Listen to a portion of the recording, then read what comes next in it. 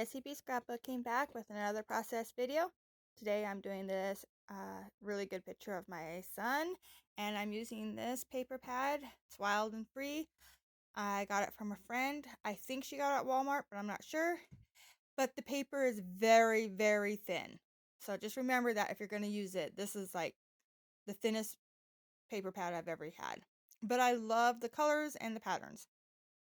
So I think I am going to use that as my background, but I don't. And I'm going to pick out a whole bunch of scraps. Now, the sketch that I can't show you because it's paid content has like a single picture in the middle and then a, I don't know, circle explosion behind it. And it's really fun. And so I'm just picking out different papers that I want to use for my circle explosion. I think it's the only way I can really describe it.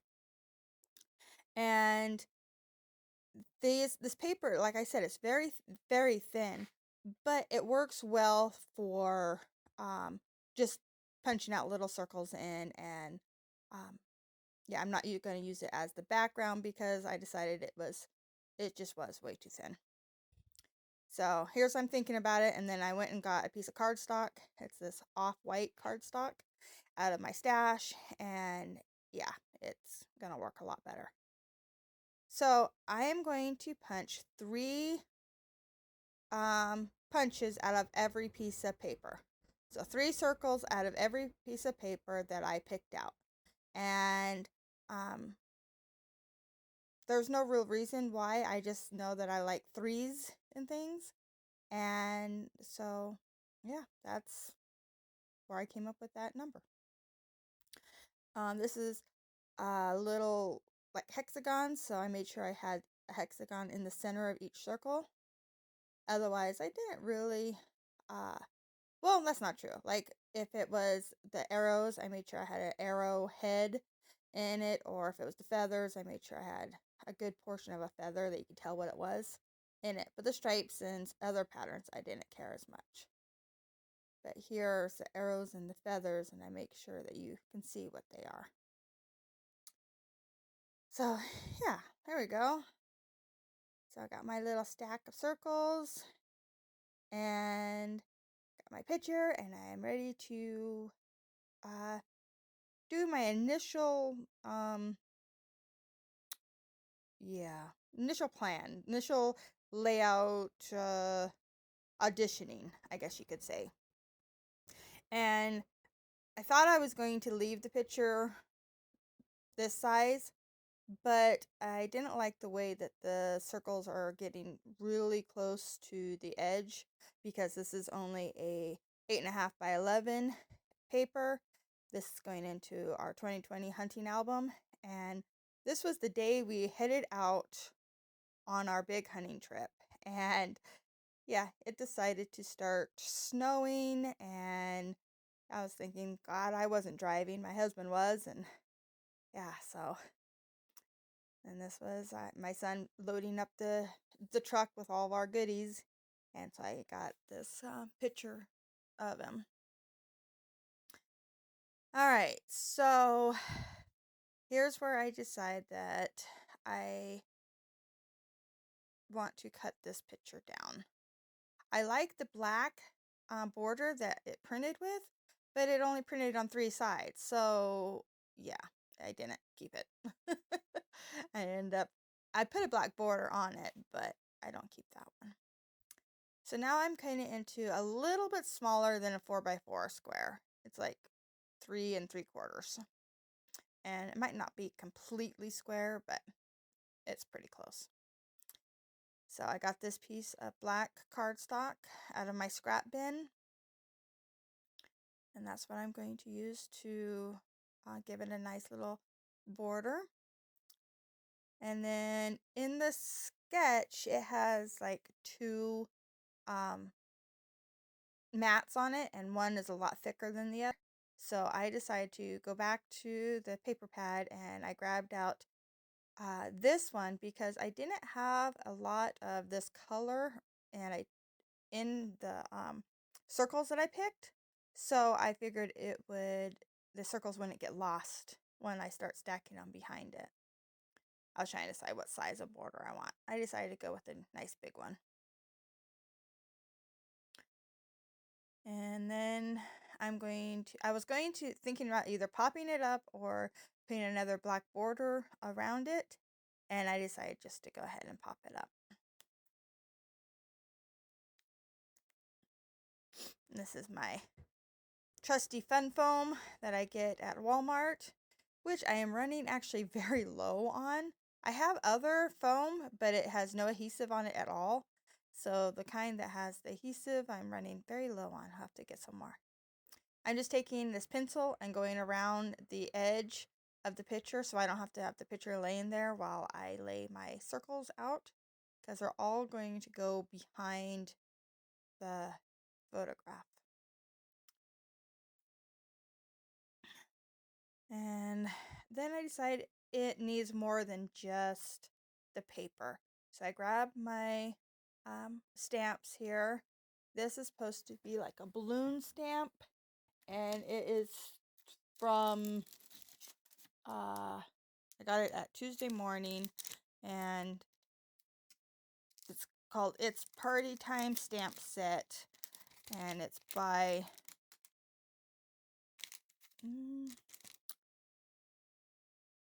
I don't know. I think it's a Tonic Studio. Yeah, it's a Tonic Studio. So I'm just taking the one that's just a plain outline of a balloon, and I'm putting it around, and it's almost the same size as my circles. So that's kind of cool. So I'm putting it around in different little spots, and I like how it gives it a little bit different texture than just the paper. And that other little circle there is actually an O from another stamp set, and it is a pink paisley stamp set. It's called Pick Me Up letters, and so I'll use more of it, but I was just kind of testing it right there. Okay, so I got it pretty much all filled out how I like it. I think that looks really cute. And so now I'm deciding that I'm going to put these first layer, get it all here down.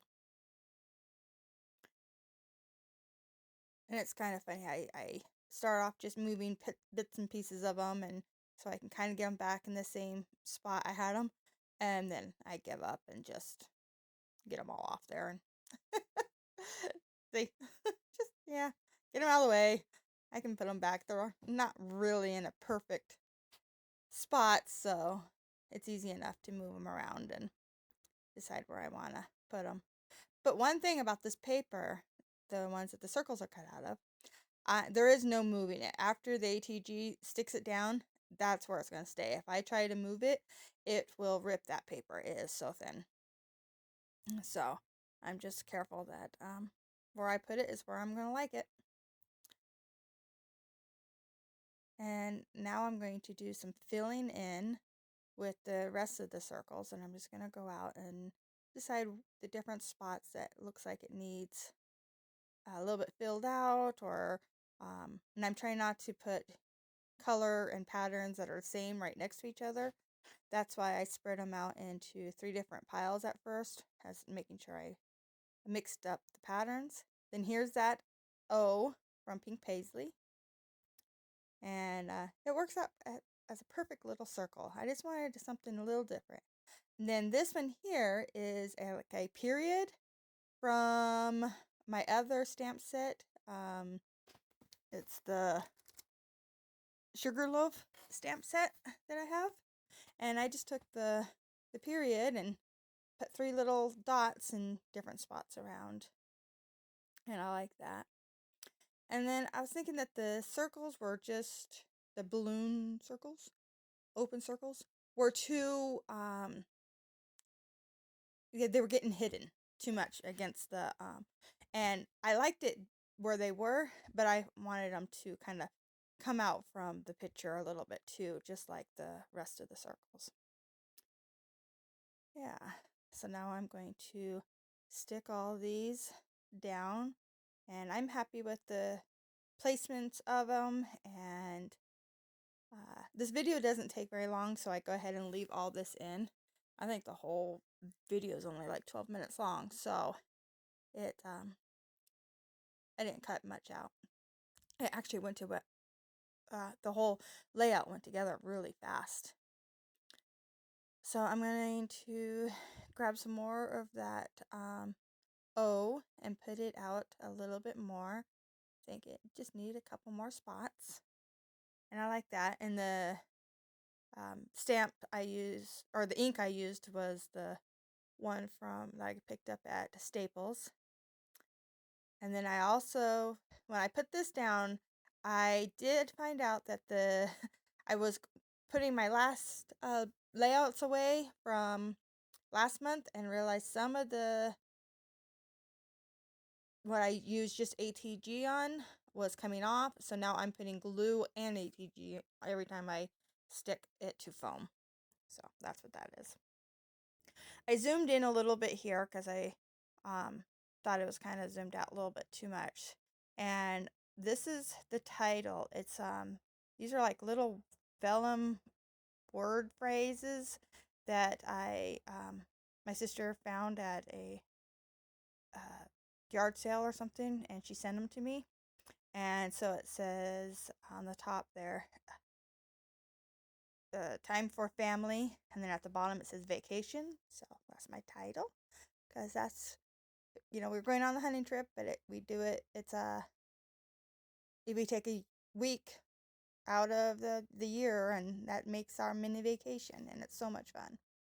I'm taking my Sharpie here, and I'm putting faux stitches around some of the circles, and then I'm outlining other ones onto the background, and just the two different